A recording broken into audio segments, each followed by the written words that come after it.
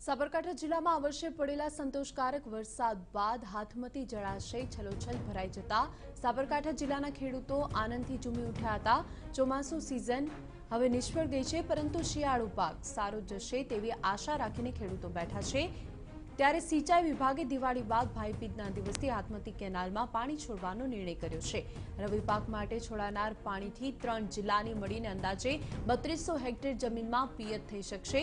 મહત્વનું છે કે આ વર્ષે હાથમતી જળાશયના કેચમેન્ટ એરિયામાં પડેલા વરસાદને કારણે હાથમતી જળાશય છલોછલ ભરાઈ ગયું હતું। જોકે દરવાજા વગરના આ ડેમમાંથી વેસ્ટવેર મારફતે જે પાણી આવતું હતું તેના કારણે સાબરકાંઠા જિલ્લાના પ્રાંતિજ, તલોદ અને હિંમતનગર તાલુકાના ખેડૂતોને ડાંગરના પાકમાં પિયત મળ્યું હતું।